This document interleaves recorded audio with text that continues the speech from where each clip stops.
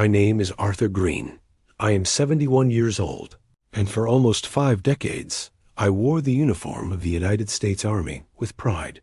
My hands have carried the weight of command, and my back is carved with the invisible medals of battles survived and friends lost. My house, if you could call it mine anymore, used to echo with the laughter of children and the quiet order I'd worked my whole life to create. I thought I knew what it meant to sacrifice for others. I thought I'd done it all for the sake of my family, for the promise that when my war was over, I would find peace in their presence. That's what they don't tell you about growing old, not the sharpness of your joints, but the dull, sick ache of being unwanted in your own home. That morning began like most. I rose before the sun, brewed a pot of strong coffee, and walked the length of the house in silence. The walls were lined with photographs. My wedding day, both children in their graduation gowns, my wife holding the twins at a backyard picnic. But lately, the photos felt less like memories and more like evidence for a trial I'd already lost. I heard my son's voice before I saw him.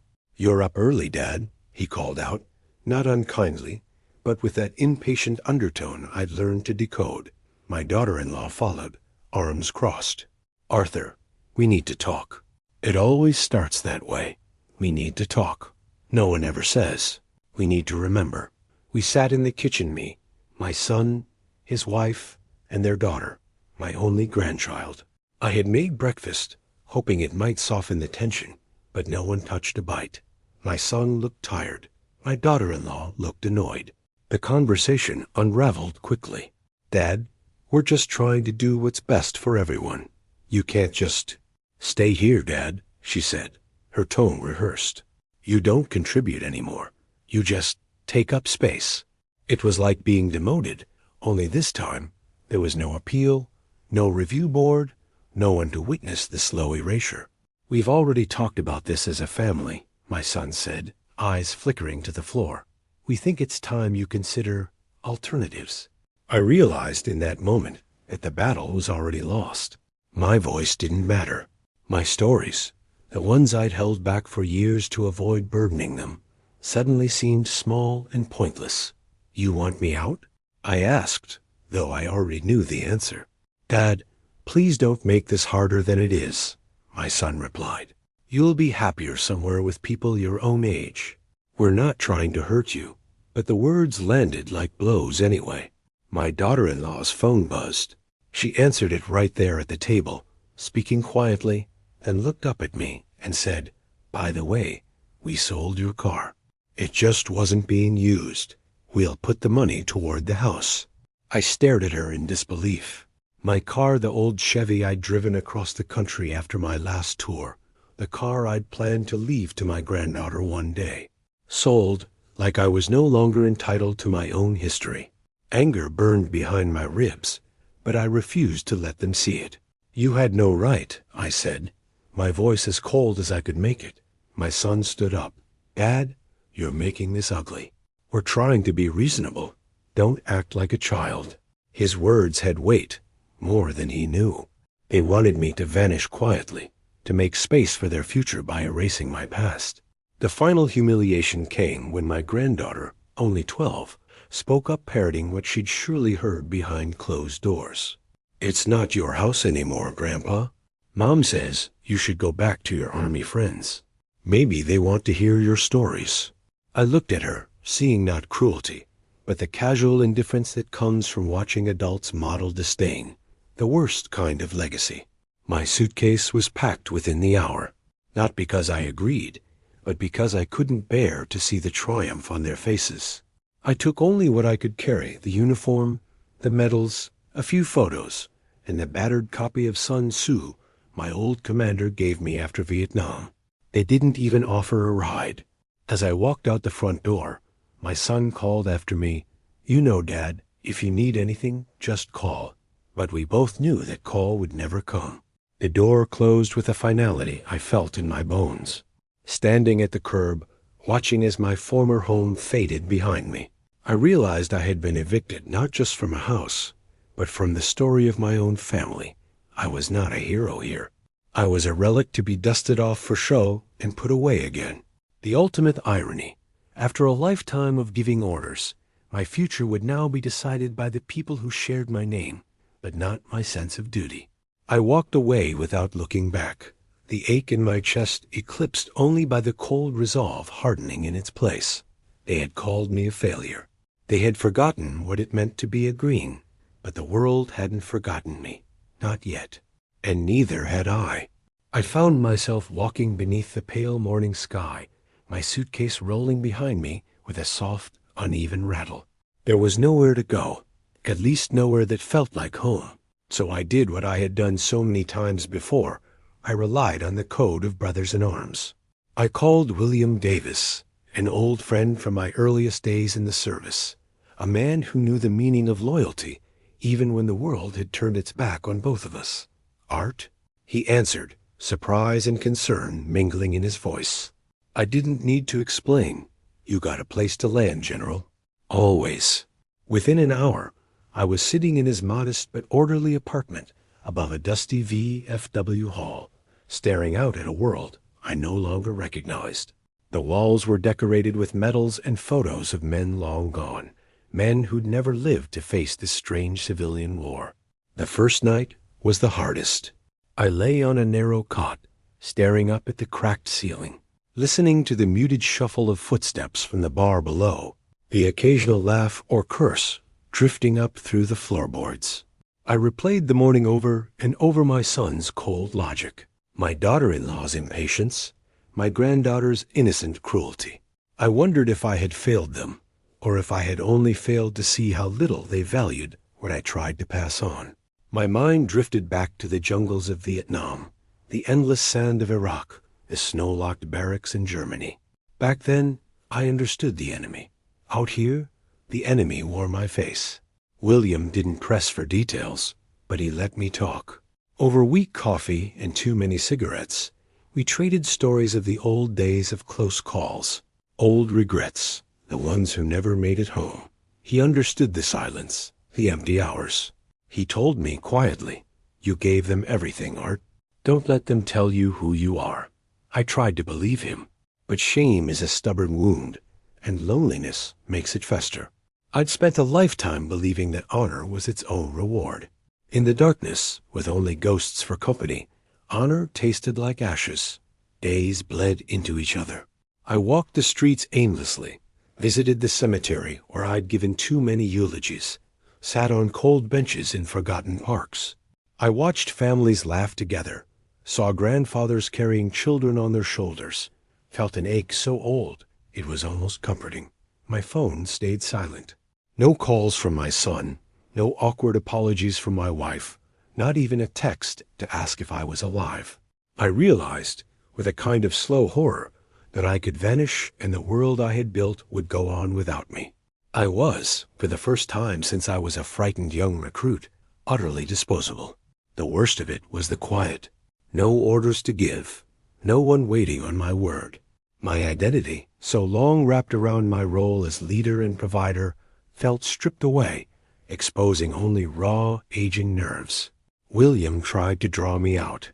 He suggested we attend a meeting at the VFW, join a few guys for poker, grab a beer at the Legion. I went, sometimes. The company of other old soldiers was a balm, but even among them, I felt a part marked, not just by loss, but by a unique kind of exile, cast out not by war, but by the peace I'd worked so hard to buy for everyone else.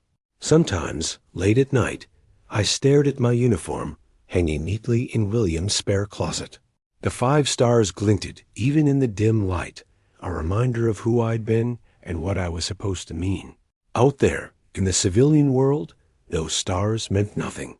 Respect was a commodity traded for comfort, and I had none left to barter. I wrote a letter to my granddaughter, but tore it up before I finished. What could I say? That the world would one day teach her what it means to feel invisible? That one day she would understand what she'd thrown away, and the emptiness would echo back to her? I didn't want that for her. I didn't want it for any of them. But the damage was done. William was there, steady and undemanding, a rare and precious gift. I realized that in this strange, silent exile, I had found a new kind of family, one that owed nothing, asked nothing, but understood everything. I began to feel a slow, stubborn flame rekindle inside me. The world, my family, had tried to erase me, but I was not done yet. I would not let their smallness define the worth of my life. I had fought harder battles than this. And even if I was a man alone, I would not go quietly. My exile would become my proving ground, and the war for respect was only just beginning. I spent the next days in the spare bedroom of my old friend and battle brother, Colonel Mark Hastings, a man whose loyalty had been tested on battlefields continents away. His house was quieter than mine had ever been. No shrill voices, no slamming doors, just the steady tick of a grandfather clock and the respectful silence of a home where sacrifice was understood.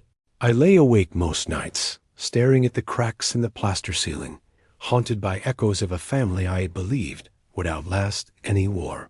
Every medal on the knitstand glinted with bitter irony, each one a relic of nights missed at home, birthdays spent in radio silence, a lifetime of putting country above comfort and loved ones above pride. Mark tried to break through my silence with stories of the old days, how we outsmarted a convoy ambush in Basra, how I once disarmed a landmine in Kosovo with nothing but a combat knife and a prayer. We laughed in the kitchen over burnt coffee, but every smile felt brittle. The world outside hadn't changed. It was only my place in it that had been erased. My phone remained still. No calls from my daughter, no apologetic texts, not even a message to see if I'd survived another night under a stranger's roof. Instead, the world crept in from unexpected places. A neighbor's son, just home from basic training, dropped by to ask for advice on how to impress a commanding officer. Mark's wife left a plate of breakfast outside my door, her note reading, "General, you are always welcome here." But none of it dulled the ache. I remembered each absence, each Christmas morning spent on deployment, every soccer game missed, every dance recital I only saw through a grainy phone video. These were the costs the world never tallied. Memories surfaced unbidden, my daughter's first steps, my wife's smile when I came home from my first tour, the day my father shook my hand in the kitchen and told me he was proud. All of it felt like someone else's life, a life traded away for the thin promise of gratitude. But what stung most wasn't the absence of thanks. It was the casual disposal, the matter-of-fact way they cut me out, used what I owned, then erased the man behind the title. Late at night, I stared at the mirror and saw not a soldier, not a general, but a man learning the meaning of true exile, not from country, but from the family he fought to protect. There was a part of me that wanted to crumble, to believe that the sum of my service was nothing more than a burden to those who should have loved me most. Yet in that silence, something else awoke, a resolve, forged in darker nights and lonelier places. If loyalty was to be measured in scars, then so be it. I would find my own way forward, with or without their acknowledgement.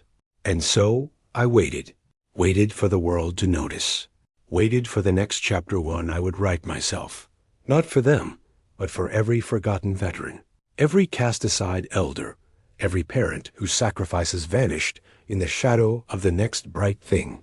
And in the hush before dawn, with the weight of all I'd lost pressing in, I promised myself this. If dignity was to be reclaimed, it would be done on my terms, and with a reckoning they'd never forget. The morning that changed everything didn't begin with trumpets or fanfare. It began with the blue flicker of a television in Mark's modest living room, a mug of coffee cooling beside my hand. I'd slept little, haunted by the faces and voices that had once been my whole world, now replaced by a vacuum of silence and questions that gnawed at my sense of self. Mark had gone out to run errands, leaving me alone with the news anchor's droning recitations of politics and weather, as distant and indifferent as ever. I almost didn't hear it, the transition between stories, the subtle gravity in the anchor's voice, the words "breaking news from the White House." The screen switched to the familiar face of the president, standing behind the lectern in the rose garden, sunlight glinting off the flag at his back. It should have been just another speech, a bland statement on troop withdrawals or budget proposals. But then, amid talk of national service and sacrifice, I heard my name, Major General Arthur Green. I froze. Not out of pride at first, it was confusion. Why say my name on national TV? The anchor's voice echoed the question as the president continued, whose decades of service and leadership have inspired not only his battalion, but this nation. Men like Major General Green remind us what true sacrifice and patriotism look like. His story, though marked by challenge and humility, is a reminder that we owe our heroes more than medals. We owe them our respect, our gratitude, our unwavering support. For a moment, I was still. The world seemed to pause. The years of being overlooked, taken for granted, erased in a single instant of recognition so public, so undeniable, that it felt almost unreal. I looked down at my hands, worn, calloused, the hands of a man who'd built his life on quiet strength, and let myself feel what I hadn't in years seen.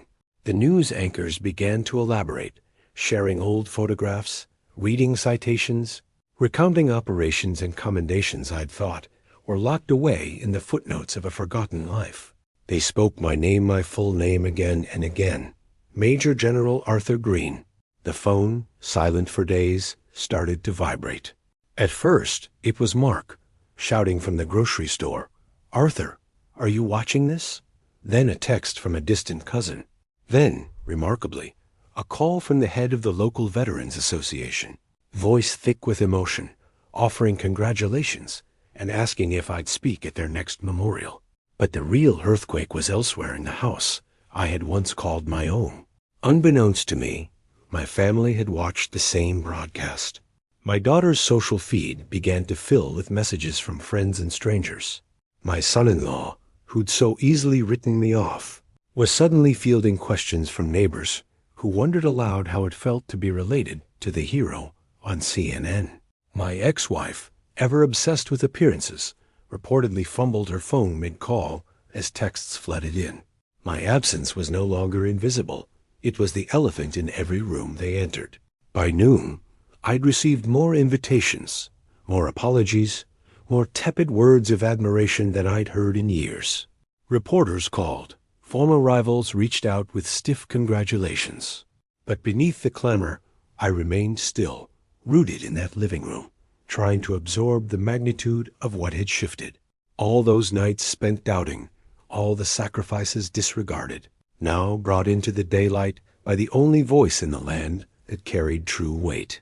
I realized, with a clarity that was almost painful, that honor, real honor, could not be erased by ingratitude, nor could it be stolen by those too small to see its worth. For the first time since my exile, I felt something not unlike hope, not for reconciliation with those who had betrayed me, but for the quiet dignity of having my story told at last, not as a tale of failure, but as proof that some legacies are too large to be buried.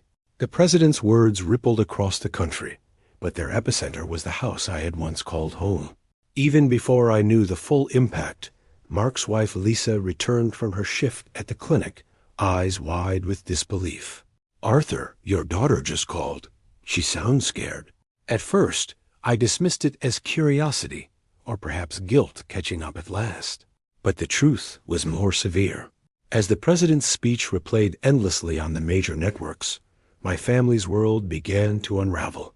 In that living room, the one I had built, the one where my children had once scattered Legos and laughter, my name was no longer an afterthought or a stain to be hidden. It became a brand that burned. Neighbors knocked on the door, asking after Major General Green and offering congratulations, as if my absence from the family was some kind of misunderstanding. My daughter, who had rolled her eyes at every story I told, who had ignored my calls and left my messages on read, found herself surrounded at work and online. Her social feed, which had always been a parade of curated smiles and vacation posts, now brimmed with tags and questions. "Isn't this your father? Did you see what the president said?" The facade of her influencer life cracked. My ex-wife, so proud, so cold, began to receive messages too. First, polite, then pointed. Old friends, church members, neighbors from our quiet suburban block. How's Arthur? He was always so kind to my father at the Legion. Did you know the president called him a hero? She tried to brush it aside, but her own mother called in a panic, demanding to know why she hadn't told anyone Arthur was such an important man. My son, meanwhile, faced an avalanche of texts. His boss at the bank forwarded a clip of the CNN broadcast, attaching a simple note, "Your father did the nation proud." He stammered through meetings, his voice faltering as colleagues, many of whom had ignored me at family barbecues, now asked for introductions. The phones at my old house rang ceaselessly. 15 missed calls from my ex-wife, 7 from my daughter, 4 from my son, then more, their numbers popping up one after another as if repetition could erase the sting of their betrayal. I didn't answer. Mark watched me in silence, understanding better than anyone the discipline it took to stay quiet. "They're scared, Arthur," he said softly, "and they should be." It was the humiliation that hit them first. To be exposed so publicly, not just for what they had done, but for what they had failed to do. My name, which they had hidden, had become a symbol of dignity and sacrifice. Their silence, their absence, their indifference was now visible to the whole town. My daughter's friends whispered at brunches. My son's colleagues gossiped at happy hour, and my ex-wife found herself shut out of conversations she once dominated. Even the old neighbors, people who had smiled at me over hedges and fences, now looked at my family with a mixture of pity and quiet censure. The thing about shame is, it festers fastest in the dark, but in the glare of public respect, it cannot be ignored. My family, who once told me to go back to the barracks and sold my car without a second thought, now scrambled to rewrite their own story. Apologies trickled in, then poured texts that began with, "Dad, can we talk? And I'm so sorry." Even my ex-wife, who had always been allergic to remorse, left a message heavy with regret, her voice breaking for the first time in decades. But I was not the same man they had discarded. Their panic was not my pain to soothe. For the first time, they felt the consequences of their choices, and it was not loneliness, but the echo of a name they could not silence, spoken not in anger, but in honor, by a nation that finally understood what they had chosen to forget. The days that followed were unlike anything I had ever lived through, not in war, nor in peace. The initial rush of phone calls from my estranged family faded, replaced by a new wave, this time from those beyond blood. Veterans I hadn't seen in years reached out, their voices thick with pride and awe.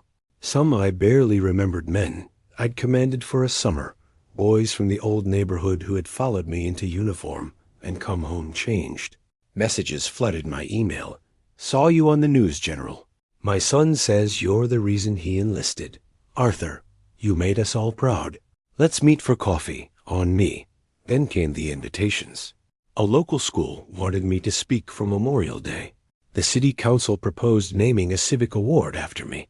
Newspapers called, asking for interviews. A radio station wanted a live segment. I could have spent every waking hour on stages or behind microphones, but I chose carefully, wary of becoming a spectacle or a pawn. Yet everywhere I appeared, something shifted. People who once nodded politely in the grocery store now stopped to shake my hand, their eyes shining with real gratitude. Neighbors I'd barely known sent letters. A florist delivered a bouquet with a card signed by the mothers of soldiers I'd never met. "Thank you for showing our boys what a real man looks like." The most remarkable thing wasn't the respect of strangers. It was the silence of those who had once sneered. The small town that had watched me fade into the background now recast me as a living legend. At the local diner, the waitress who used to forget my coffee order insisted I sit by the window so everyone could see me. When I walked the familiar route through the park, teenagers who would have mocked my limp now greeted me with "Good afternoon, sir." Old adversaries from the town council crossed the street to offer a handshake, their eyes awkward but their voices steady. Even the Veterans Hall, which had grown dusty and quiet in recent years, filled with renewed life. Younger vets brought their children, wanting them to meet me. There were toasts and stories, and a kind of laughter I'd nearly forgotten. For the first time in decades, I felt seen not as a relic, but as a man whose worth had only grown with time. It was humbling, but it was also bittersweet. Every new honor shone brighter against the shadow of what my own family had chosen to throw away. Back at Mark's house, he watched these changes unfold with quiet approval. "You earned all of this," he said, clapping me on the shoulder one evening as we left the Legion together. "Maybe it took the world a little longer to see it than it should have, but it sees it now." I nodded, feeling a rare lightness in my chest, but also a new resolve. This respect, this new beginning, was not an invitation for old wounds to be healed with empty words. It was a boundary one that I would not let be crossed by those who had waited too long to remember my name.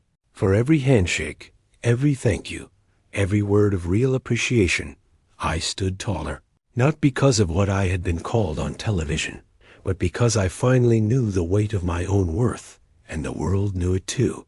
And at the very edge of it all, I could sense the shifting presence of my family watching, waiting, wondering if they might somehow find a way back in. But respect, once lost, is never given lightly again. It didn't take long for the pendulum to swing. With the world watching my name climb headlines, and my story echoing across breakfast tables, my family's silence cracked. First, there were hesitant texts from my sister, just a "How are you?" followed by awkward gaps. Then came a call from my mother, her voice oddly bright, pretending nothing had happened at all. "Arthur, your father and I have been talking. Maybe you could come by for Sunday dinner? It would be nice, to have the family together again." I read between the lines. What she wanted wasn't me. It was the reflection of status, the chance to bask in borrowed glory, to parade a son suddenly worthy of the neighborhood's attention. My father didn't even call himself. He sent word through her, pride wrapped in shame. I didn't answer right away. For a few days, I let their words marinate in my mind, letting the hurt resurface and pass. I remembered their sneers, the memory of that last night so raw, the way my father's face twisted in disgust, the way my mother avoided my eyes as they sold my car and told me to go back to the barracks. I replayed my sister's laugh, sharp and dismissive, as if the years I'd spent serving this country were a punchline.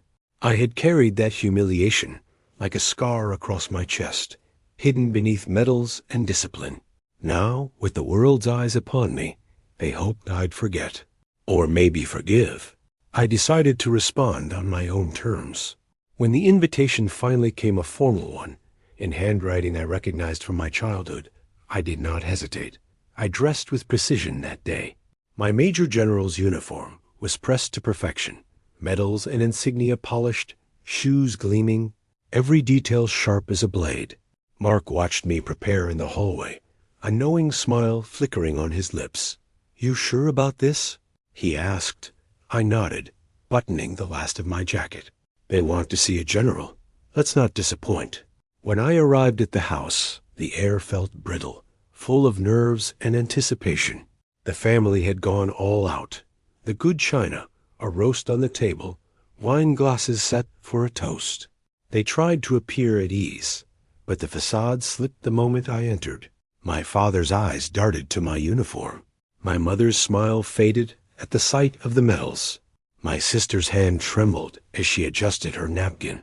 Conversation stalled, as if every word was a misstep waiting to happen. I took my seat at the table, but kept my posture rigid, my voice even. No anger, no warmth, only the cool authority I had honed over a lifetime of command. "Thank you for inviting me," I said, meeting their eyes one by one. "Let's be clear. I'm here out of respect for what this family used to mean to me, not because I owe any of you a thing." There was a hush. My father tried to muster the bravado of old, but his voice faltered. "Son, we were wrong." My mother's eyes shone with unshed tears, but I offered no comfort. My sister, always the quickest to recover, reached for my hand across the table. "Arthur, can we just put all of this behind us? We're family." I withdrew my hand. You chose the story you wanted to tell about me. Now the world knows mine. That won't change because you're embarrassed. We ate in silence, the weight of truth pressing down on every empty fork and glass. They understood. The terms had changed. This was not forgiveness, not reconciliation. It was the reunion of shame, and I was there as a witness, not a son. When the meal ended, I rose, saluted, just as I would any other dignitary whose time had run out, and left. Their remorse followed me out the door, but I didn't look back. The lesson was clear. Some doors, once closed, should never be reopened. I didn't return to that house again. The reunion was not closure. It was confirmation. My place in their lives had always been conditional, transactional, never about love, but about what I could provide, what I could represent if the world was watching. Now, with that truth laid bare, and the air finally cleared of pretense, I turned my attention to the last act that would define my legacy.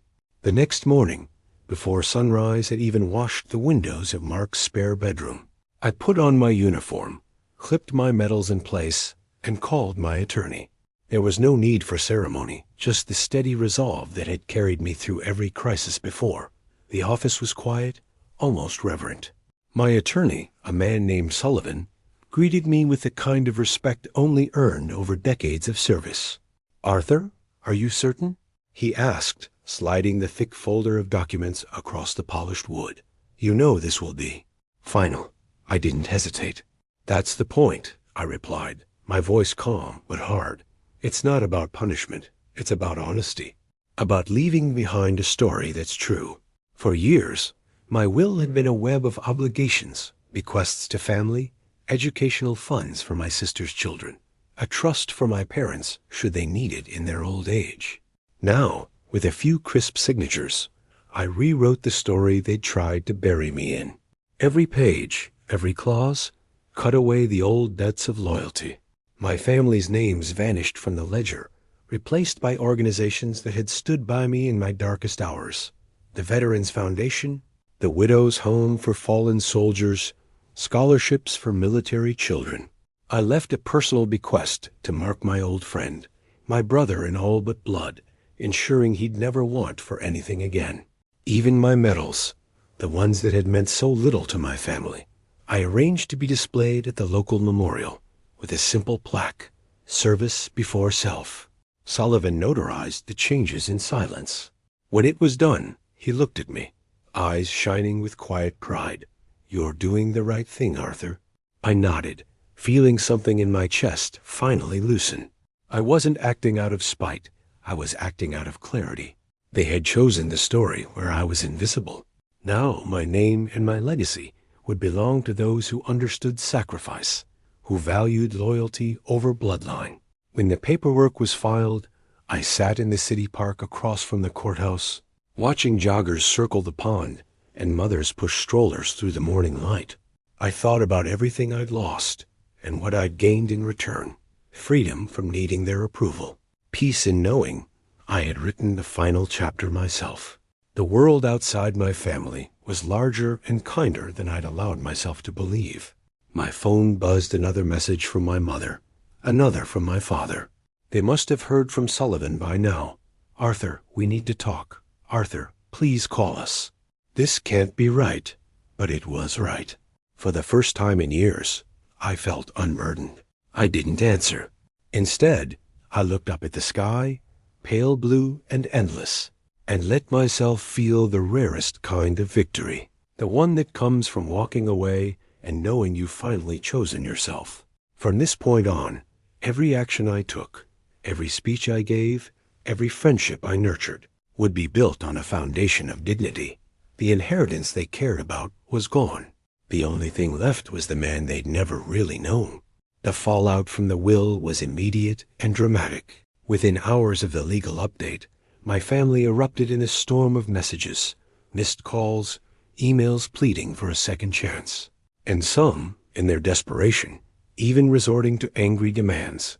My sister's tone shifted from disbelief to rage. My father's messages wavered between wounded pride and humiliation. But I remained silent. I no longer owed them answers. only the truth. Days later, I was invited to speak at a city event commemorating military service and the contributions of veterans to our community.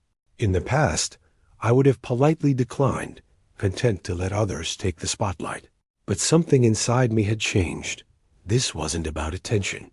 It was about the right message, spoken at the right moment. If my family would never understand the meaning of dignity and loyalty, then perhaps my words could reach someone else who needed them. The auditorium was filled with people from every generation, veterans in faded uniforms, young cadets eager for purpose, and families who still knew how to honor their own. I stood at the podium, medals glinting on my chest. The room hushed as I began. My name is Major General Arthur Green. For nearly 4 decades, I served my country and its people, not because it was easy, not because it brought wealth or comfort, but because service meant something. It was a promise, not just to a flag, but to every brother and sister in arms who stood beside me. In the field, no one asks your last name, your background, or the number in your bank account. They ask only if you can be trusted, if you'll stand your ground when it matters most. I paused, letting my gaze sweep the crowd. Some of us, when we come home, find that the world we left behind has changed. Sometimes the people we believed would support us, our own blood turn away. Sometimes dignity is something you must fight for, even among those who share your last name. But let me say this. True family is not built on convenience or inheritance, but on respect, on the willingness to stand together when it counts. Murmurs rippled through the audience. In the front row, I saw faces I'd come to recognize from years of quiet service, fellow veterans who had watched friends and family fade away but never lost their sense of self-worth. I speak today not as a man wounded by rejection, but as someone who found strength in adversity. My legacy will not be measured in what I leave behind for those who turned their backs, but in what I stand for now. Loyalty, integrity, and the courage to define your own value. By the time I finished, the crowd was silent, not out of pity, but in solidarity. Many wiped their eyes. Some stood and clapped, not with the polite applause reserved for routine speeches, but with a fierce, quiet admiration that meant more than any family reunion ever could. Afterward, young soldiers approached to thank me. Elderly widows pressed my hand, whispering, "You said what we never could?" My words traveled further than I expected. Within a day, local news outlets published excerpts. Online, veterans and strangers alike sent messages of support.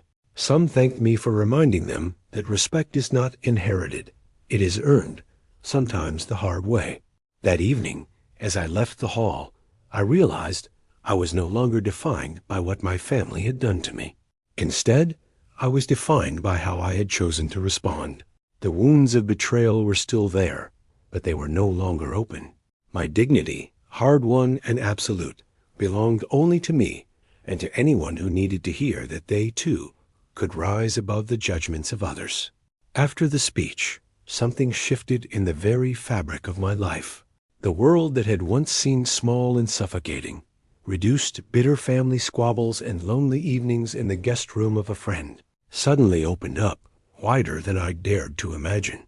Messages poured in, not just from across the city, but from old comrades scattered across the country, from soldiers I'd mentored decades ago, and from total strangers who saw themselves in the story I'd told.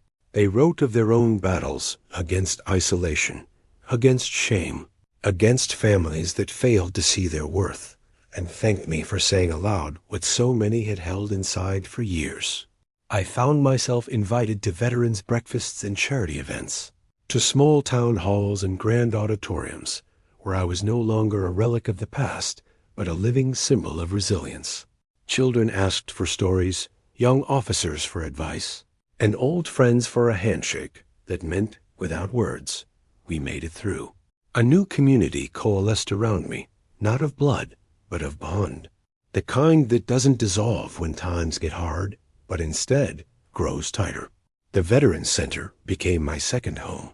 Each Friday, I joined the circle in the rec room, surrounded by men and women who knew what it meant to be left behind and what it meant to come back stronger.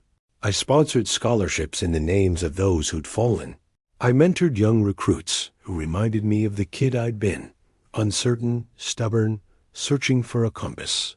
The friends I'd made on the front lines, and the ones I made now, became my family one chosen, not by accident of birth, but by shared experience and mutual respect. Sometimes I would walk the city in the evening, passing the house where my family now lived without me. I felt no urge to look in, no pang of regret. The life they'd chosen was theirs to bear. My legacy was not chained to the silence of their kitchen or the bitterness of their phone calls. It was alive in every handshake at the Veterans Hall, every thank you note slipped into my pocket, every young soldier who looked me in the eye and called me sir.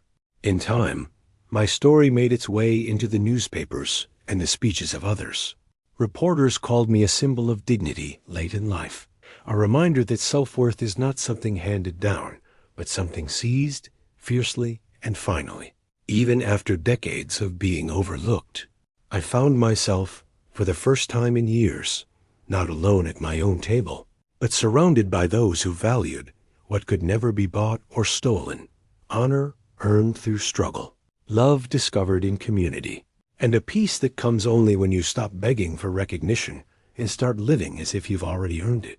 On a clear afternoon, as I led a group of young cadets through a memorial garden, one of them barely old enough to shave, nervous but determined, looked up at me and asked, "General, what's the secret to earning respect?" I smiled, slow and honest, and answered, "Live, so you don't need anyone else to give it to you." That night, as I sat among friends my chosen family, my brothers and sisters in arms, I raised a glass, not in mourning for what was lost, but in gratitude for what I'd found. In that circle, I was more than a title, more than a man discarded by his kin. I was proof that even at the edge of life, it's possible to begin again. The family that truly matters is the one that stands with you when the world turns its back. That is the legacy I chose. That is the story I left behind, not of bitterness, but of dignity earned, belonging built, and a final resounding peace.